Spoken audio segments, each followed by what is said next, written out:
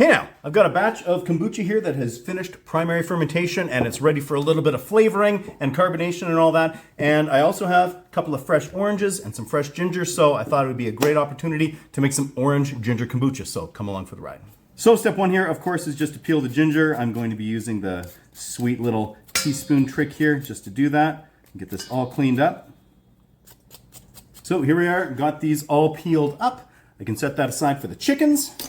And next, I'm just going to quickly deal with my oranges here. You can use any oranges you like.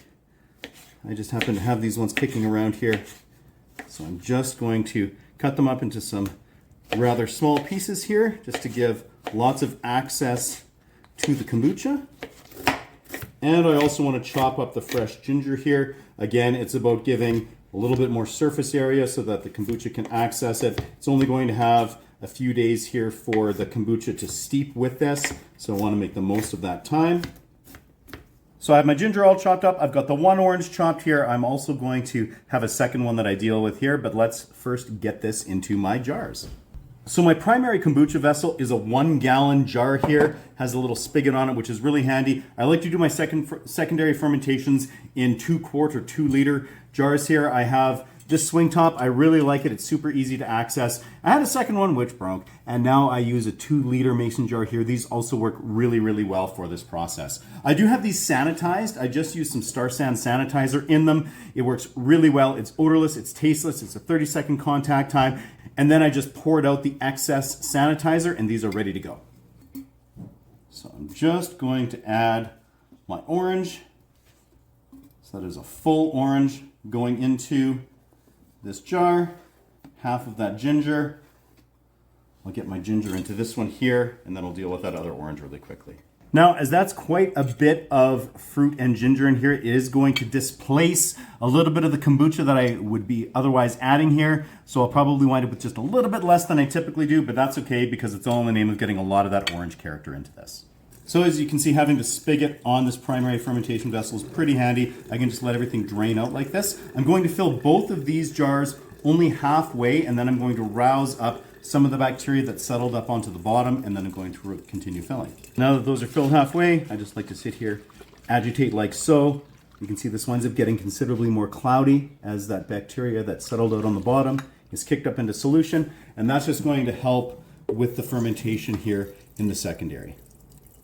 Here we are, nicely filled up. I've got these two right around within a ½ inch of the top so that if there's any rise in this due to gas production and whatnot as it's fermenting, that'll be okay. I'm just going to put them in a kitchen cabinet here so that they do stay nice and warm. However, they'll be out of UV light from the sun. And for this mason jar, I'm not going to tighten it down. I do want the lid to be able to kind of pop up a little bit here, but the lid is also going to prevent anything from getting inside. And with the giant swing top here, I just like to sort of pop and release the gas that is accumulating in this, usually in the morning and at night. Now I'll let this go actually a little bit longer than I was originally planning. This was 4 days here. You can see that there's all kinds of awesome bacterial activity going on here. It's super hazy, lots of stuff. I cannot wait to taste the finished product here. So now I'm going to be bottling. I actually do have a video in the channel playlist here about exactly how I like to have this all set up. But essentially I've got all of my swing top bottles here, sanitized with Star San, as well as my metal sieve, my 2-cup liquid measure, and I also have this funnel sanitized here. That's really all of the tools we need. I also do have a bowl here just to put the fruit into when I'm done with it. Now I'm just going to deal with these jars one at a time. Now the first thing I want to do is make sure that any sediment on the bottom is kicked up into solution, so I'm going to swirl it around, and then I'm just going to burp this jar here, just so I'm not building up too much pressure because this is actively fermenting. There we go. That's good. Now just using this metal sieve, I'm going to strain out the orange and that ginger. Just using this funnel, we're going to fill up the bottles one at a time.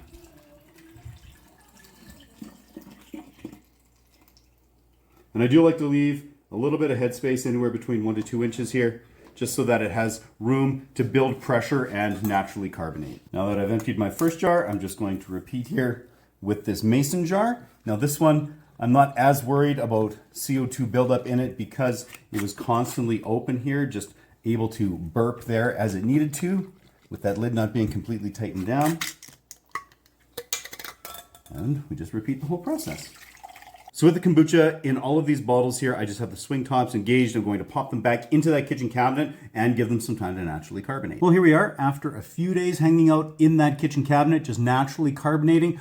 I then took it out, fired it in the fridge just to cool it down, and we're ready to taste. Well, here we are after a few days hanging out in that kitchen cabinet, just naturally carbonating.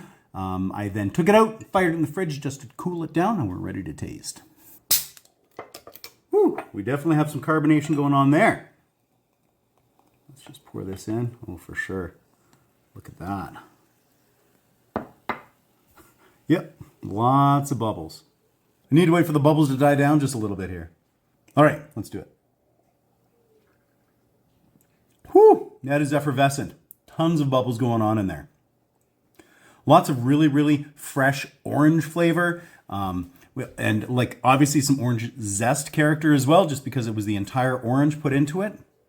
That contributes a little bit to some bitterness going on in here. And then combined with that spicy ginger character, it makes for like a really refreshing drink here, especially highly carbonated like that. It has a lot of acidity obviously going on there, just from the SCOBY action. Yeah, amazing. Okay, light, refreshing, easy to make. If you do try it out, let me know how it turns out for you. And until next time, keep Road 11.